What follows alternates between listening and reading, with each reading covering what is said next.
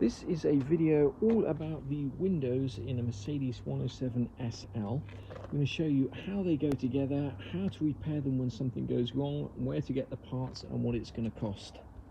A very common problem in these SLs, especially if yours is 50 years old, is when you come to slam the door, instead of that solid clunk you'll get a rattle. And that is basically the window rattling against the window rails. And one of the reasons that happens is because these channels here are bonded to the glass. At least they should be bonded to the glass. There's one on each side, a smaller one at the back and a larger one that fits here at the front, which I don't have with me. And they are bonded to the window, but after 50 years or so, what happens is, especially if your windows aren't going up and down that often, many people will park their SL up with the windows down and not really put the windows up very often. What happens is the rails start to corrode and rust, and these no longer run smoothly, and they get knocked off the window, and you'll often find them in the footwell of the door when you take the door card off. And that's exactly what we found when we took this window out of our gold parts card. If you are unlucky enough to have to buy a new one of these windows, they're about £600 from Mercedes. And when you buy them, they come complete with the channels bonded on, one on each side, and also with the lower rail bonded on. And that lower rail, this is one that we've refurbished from the gold parts card. It's in a terrible state, but I don't think that's going to be too much of a problem, because what happens is this gets bolted to the window regulator, this gets bonded to the glass like so, and then this gets bonded onto that like so. The fact that there's holes in there doesn't really matter. This car's not going to be sitting out in the rain, I wouldn't imagine, too often for the rest of its life. And once we've bonded that in with a waterproof adhesive sealant, those holes will fill and we're not going to see any rust on this again. We've coated it with just the Eastwood rust encapsulator just to stop it any surface rust. And normally if a piece was that perished, I would just go out and buy a new bit, but unfortunately these rails are not available anymore. And if you get one second hand, you must be aware, you've got to be aware that these rails are different for an SLC and on an SL, and I believe they're actually slightly different on later SLs as well. The SL we're dealing with is an early 76, and there's no center stop here, you'll notice. So that's why I'm using the original one in this particular case. And also the second-hand ones that I've seen at nearly all of them for an SLC, and they look different to this. So I'm not taking any chances. I'm going to use a restored to the best of our ability one. So the first thing is this rubber channel here. I'll leave a link at the end of the video where we got this. You can actually buy this from the SL shop. You can also get it, I think, from MB Classics or SLS in Germany. We just bought it from a local rubber place, much cheaper doing it that way. Now, if you ever have cause to fix your window, i.e. to rebond on these runners here, you might have the question what adhesive to use, and that's exactly the dilemma that we're faced with now. The only thing I know about this adhesive is that it was black. The adhesive has to be able to bond rubber to glass and also rubber to metal, and it has to be waterproof, and it has to be extremely durable, hard wearing, because this window could potentially be going up and down, there'll be a lot of pull on it, etc. So what I'm going to do is a small test. Here are 4 products that come highly recommended. These two here are called hybrid sealant adhesives. So as it says on the pack, they'll act both as a sealant and an adhesive. They're waterproof, they're both black. This one here is a waterproof adhesive. Unfortunately I bought the white version, but you can get this in black as well. And this here is what we used to bond the boot seals into the SL, and I'm just going to use that as a kind of control or a test to see how well that does. And what I'm going to do in my test, and these are just some spare bits of that rubber channel that we've got. We've got a spare bit of glass from a hard top that we're not going to use, and I am going to bond this rubber onto there overnight using each of these 4 sealants here. And we're going to see how well that bonds to the glass. I'm also going to take one of these bits of rubber and I'm just going to bond it to a piece of metal. Now, when we do our bonding rubber to metal test, we're going to use this sill section here that we'll be using for repair in a later video. And the reason for using that is that it's been painted, and what I want to see is if I need to strip the paint off our rail, and what happens basically if I glue this onto a painted surface and try and remove it. So we're going to do a little test across there, 4 different adhesives, and I want to see what happens when we remove that. Does it just strip the paint off, in which case I'll need to strip all the rust encapsulator off the inside of our rail. So let's start. We've cleaned up the edge of here, and in no particular order we're going to start with this Screwfix no nonsense X8 hybrid sealant black. First thing I'll notice is that this does not come with a screw top, so you either need to have spare nozzles or you'll need to seal it some way if you're not planning on using it all at once. So we've just put a nice thick bead on the front and also on the back and on the top, and I'm just going to open this bit of rubber up like so. Hopefully I don't get this all over my hand. I should probably be wearing gloves, and we're going to slide that onto the glass and just squeeze that like so. When we do this on the car, what we'll be doing is putting a piece of tape across there so we can just peel the tape off, and what you won't get is all of this over spill here. Okay, that's the first. See how this sticks to a painted metal surface. If I can get that off again. Next up, we're going to use this OB1 multi-surface construction sealant and adhesive black. What I like about this, it does have a screw top, so that allows us to seal it up after we've finished using it. Once again, small bead on there. Once again, the OB1 onto a painted metal surface. Next up, we're going to use the EvoSic Stick Strong Stuff. Now, this is just an adhesive and not a sealant. As I say, I accidentally bought the white stuff, not the and not the black stuff. That comes out an awful lot faster than the other stuff.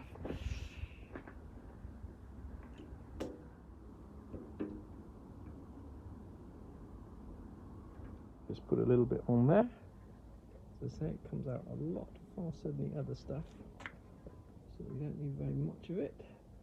Last but not least, I'm just going to use some of this 3M weather strip gasket sealant. This is what you use, as I say, to glue the boot seal in on a Mercedes, and we had to get a pair of pliers to actually get the top off, and this works slightly different from the others. It's a contact adhesive, so we're just going to put a very thin layer on both sides, wait for it to become tacky, and then just press that on.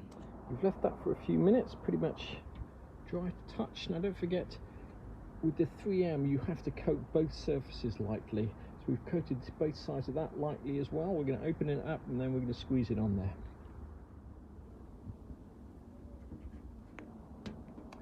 The 3M is pretty much an instant grab. Once you've put that on, it ain't going anywhere. Here we've just coated the one side, we'll do the same again. Open this up, squeeze it on. That's our test pretty much set up. We're going to leave these overnight to dry. We've got sealant adhesives, the first two, then waterproof adhesive and the 3M product at the end.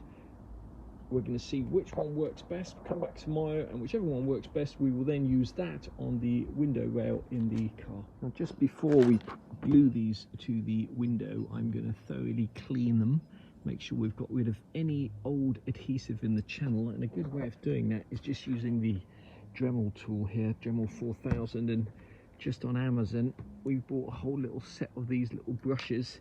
They're quite cheap, and it comes with 5 types of each brush in there, but those brushes are brilliant for getting inside the channels and in places where you can't normally get with wire wheels on drills, etc. So we're just cleaning these up thoroughly before we glue them to the window.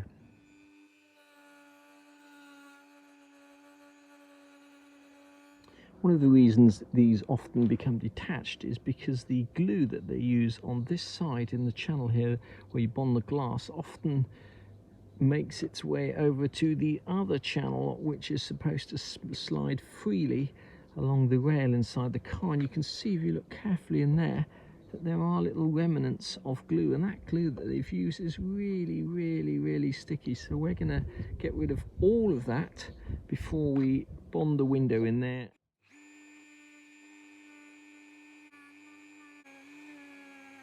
Okay, it's the next morning and we're here to test and see how well these glues have done, and we've got our beautiful assistant here to join us. Thank you, and hello. Let's just see if you can pull that one off first. Yeah, I wouldn't say this is the best. Okay, really easily, chuck it down. Next one.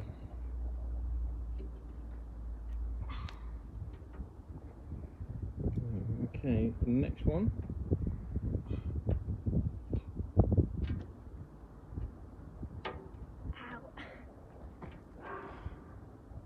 Okay, and the next one.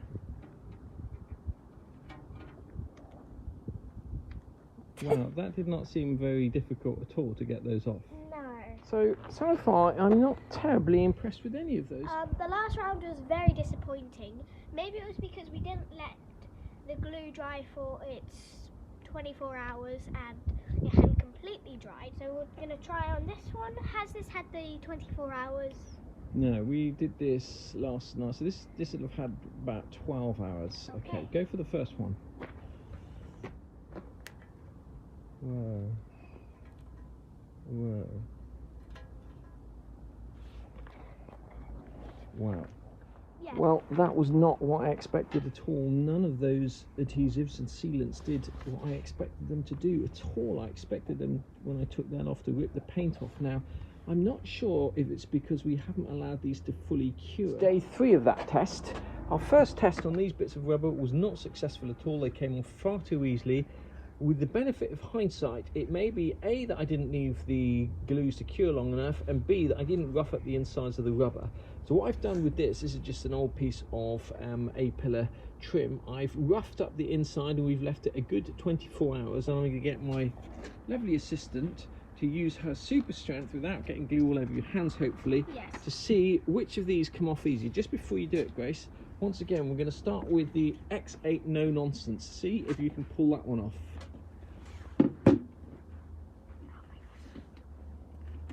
Okay. Ow. Managed to pull that one off, but that's kind of what I'm expecting to see, is that some of the rubber's actually left glued to. Next we're going to do the OB1. Go for it, Grace. Sorry. OB1. Okay, we've got good results with the OB1. Is looking good.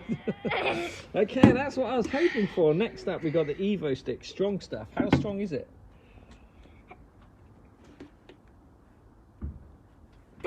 No. The last one is the 3M. I'm not really expecting that to stick particularly strongly on the glass.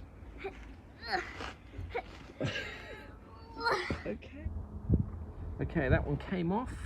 The Evo stick also came off, and the 3M.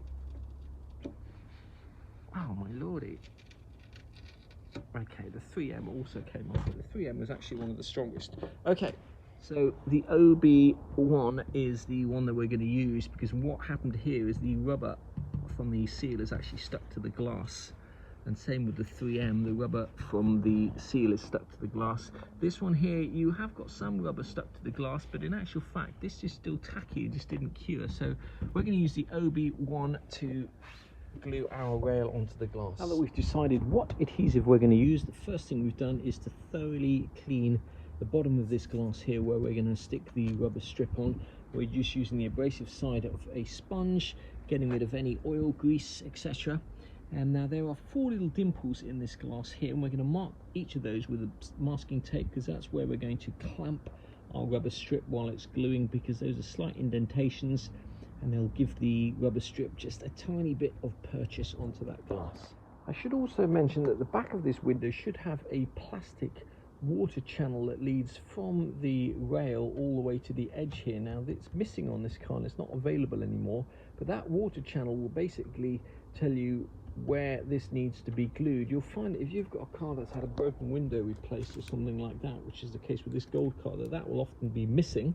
On the other side of the car, that water channel is still in place, but here we're just using tiny little marks on the glass that existed just to allow us exactly where to glue this.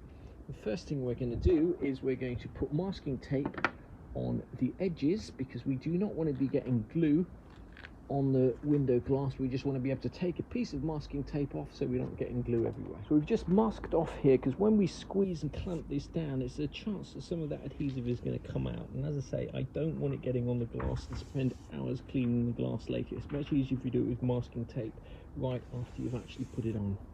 Now, I have mentioned this in a previous video, but just in case you haven't seen that video before, the 3M adhesive sealant here that we use for the rear boot seals, this is a contact adhesive, and one of the advantages of those is you just spread a very thin layer on both sides, both the glass and the rubber that you're going to glue. The advantage is you don't get a huge mess, you don't get any squeeze out or anything like that. When you use sealants like this, it's quite difficult to do the job without getting a load of over squeeze. So it's worth mentioning, you could do this job, I believe, with this weather strip gasket. I think it's going to do pretty much similar to that, but we're not going to use that. We're going to save that for another car to do the rear boot seal. We're going to use this stuff here, and there will be some over squeeze. With these contact adhesives, you use a very thin layer on both sides and you don't get that over squeeze. The one thing I learnt from our test is that it makes a big difference if you rough up the surface of the rubber.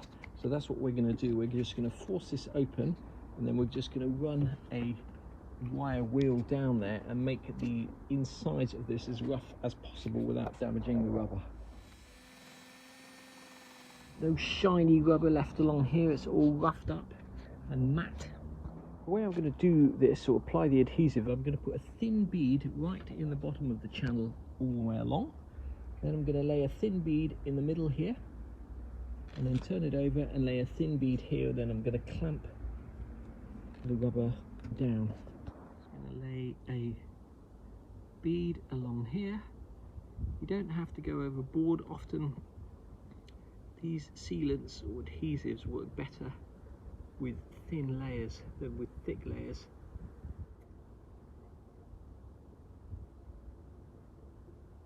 I've already laid a bead of adhesive inside here.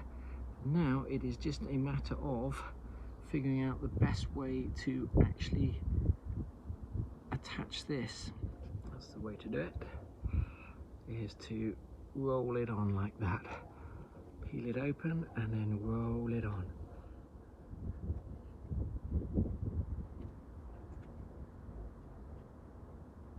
What should happen, I'm just going to make sure that is on all the way. What should happen when we squeeze this together is that any gaps should be filled. We're obviously going to clamp this as well. You can see what I mean just here about the over squeeze. That's going to act as a sealant, stop water getting in here, and also as an adhesive.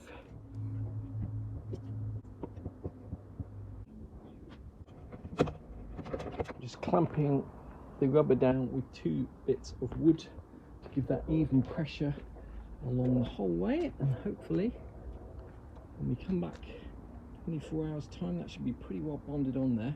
We still have to bond on the end bits here and here. When you come to bond on these runners, it's really important that you get them the right way round, this way round and not this way round. And what you have to remember is that if you were sitting inside the car, the screws would be facing you. So basically the convex side of the mirror has got the flat side, and the concave side of the mirror has got the screws facing you. And it's not absolutely critical where you glue these on, whether you glue them on up there or down there, doesn't matter. They should be somewhere very close to the end like that.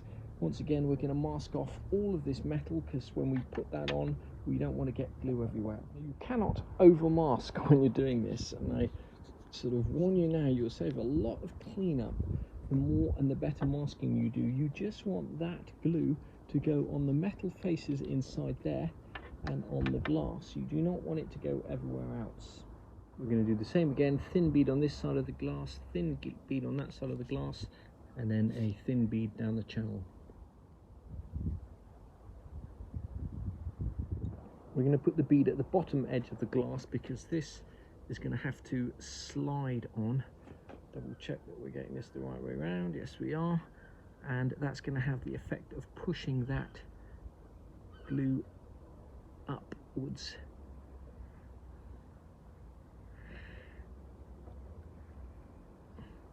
So you do want to use enough of the glue to fill all the gaps. There's quite a gap between the metal and the glass. So what I'm going to do is just I'm going to leave that just to become tacky for a minute, and then I'm going to take this masking tape off now so that I don't end up breaking any bonds or seals later on. At the risk of repeating myself, you want to make sure that you do not get any mastic over these nylon runners here. In fact, probably a much better idea to have taken them out, but I didn't think of that. So we're going to mask over that to make sure we do not get any glue anywhere near this side of the runner.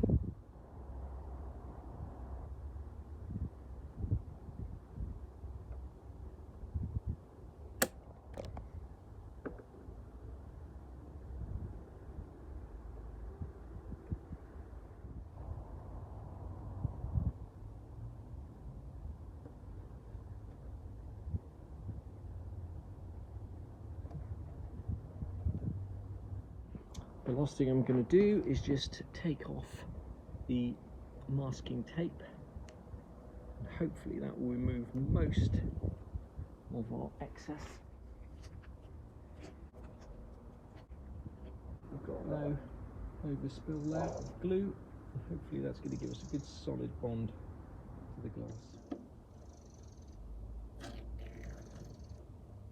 I'm going to leave this video here. We're going to leave this to glue for 24 hours at least, take off the remaining masking tape, and then we're going to come back and glue on that lower rail and clamp it on, leave it for another 24 hours.